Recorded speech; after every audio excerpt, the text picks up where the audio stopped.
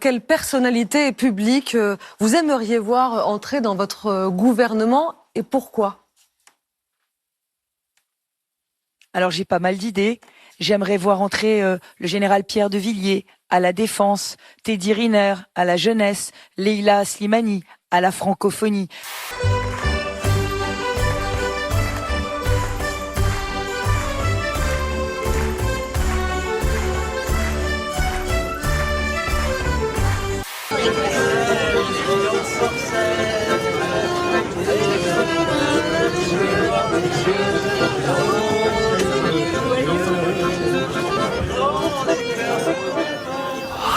Et parfois une chanson vaut mieux qu'un long discours. Et puis Sud-Ouest.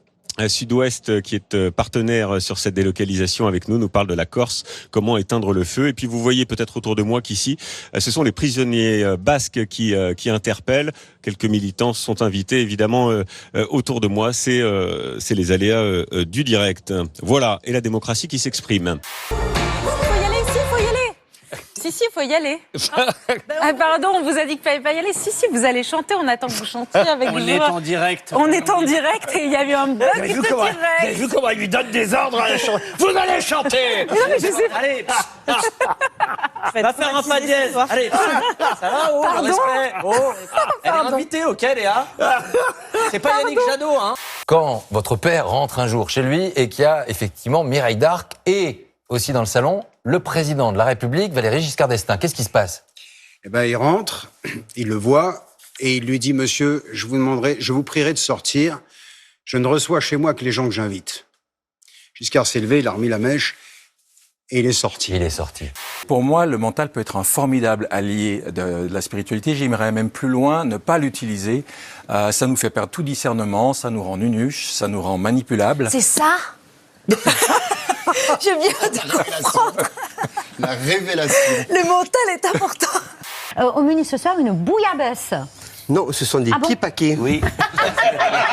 C'est tout faux. C'est presque pareil, mais c'est pas la même chose.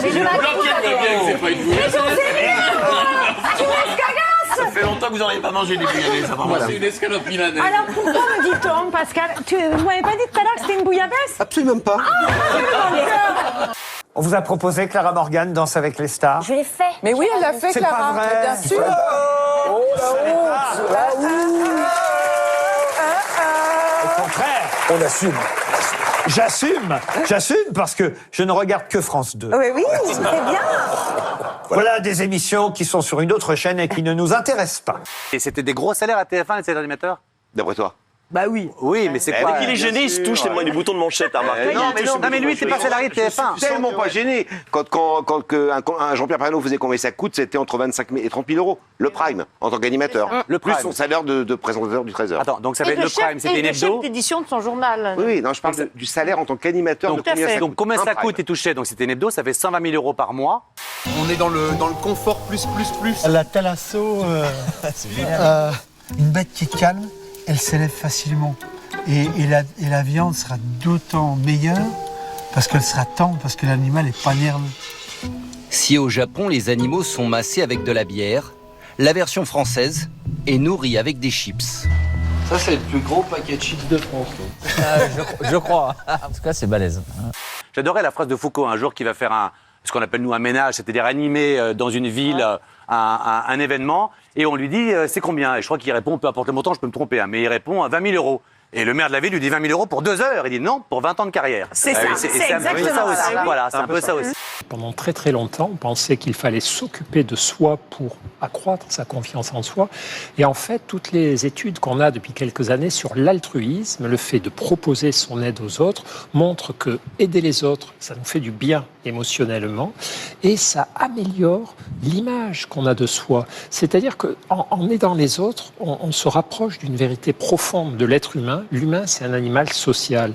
Avez-vous déjà fait l'amour dans un ascenseur? Ça, on peut répondre. C'est-à-dire que l'ascenseur, c'est quoi? Tu mets le doigt où t'habites, c'est ça? Oui. Il a répondu. Faites vite, j'ai faim. Rabi, lève-toi et fais la table. Depuis qu'il a 2 femmes, la vie d'Alexis n'est plus tout à fait la même. Bien sûr, il est toujours le chef de famille. Enfin presque. Un jour, alors que je disputais l'une, l'autre, sans chercher à comprendre, m'a roué de coups. Au moment où j'ouvre les yeux, le premier mot que je dis, c'est merci. Merci pour cette journée, merci d'être en vie. Ah, puis j'ai mon chéri ou ma chérie à côté de moi. Ah ben merci d'être ensemble et de se faire une journée de merci. Mais oui, mais c'est génial. Quelle endurance. Est-ce que je peux aller plus loin? Dites-moi si je peux aller plus loin. Est-ce que moi, quand je me cogne je sais pas moi, le coude avec une porte, je remercie. Ça aurait pu être plus grave finalement. En fait, je suis toujours tout est un bienfait. Tout peut devenir un bienfait parce qu'il y a toujours plus grave finalement. Mais ça nous permet, en tout cas, non? C'est parce qu'on s'aime qu'on s'est mariés. Sinon, on ne vivrait pas ensemble. Mais nous l'avons mis en garde. Il n'a pas intérêt à prendre une troisième femme. Et pourtant, les deux épouses d'Alexis vont avoir une très mauvaise surprise. Leur conjoint va de nouveau se marier. Il va même épouser 2 femmes supplémentaires d'un coup. Pour lui, à 10 ans, on est déjà adulte, c'est ça? On est un homme. On est un homme. Ça, il vous l'exprime comment? Sous quelle forme? Il vous fait Et même sentir? avant ça, Mireille raconte une anecdote un jour. J'avais 6 ans et il partait tourner, m'a laissé seul avec Mireille. C'est Mimi qui raconte ça à la télé un jour. Et en partant, il me dit « Tonino, maintenant c'est toi l'homme de la maison ». Évidemment, le divorce avec mes parents n'était pas loin. À peine il a claqué la porte que je me retourne vers Mireille et je lui dis « Maintenant, toi, tu t'en vas ». Dans cette société patriarcale, le partage des tâches est assez simple. Les femmes préparent tout. Les hommes s'occupent du reste. On va passer par une étape de tri qui va être assez radicale, assez drastique. Pourquoi? Parce que le but, c'est de supprimer le superflu et ne mettre que l'essentiel dans vos cartons. Le superflu, c'est un peu tout ce que tu as ici. Ben oui, c'est ça. Tu vois, le superflu, c'est pourquoi avoir 5 slips alors que tu peux avoir que 2 slips et les retourner. Non mais c'est ça, tu vois, je veux dire.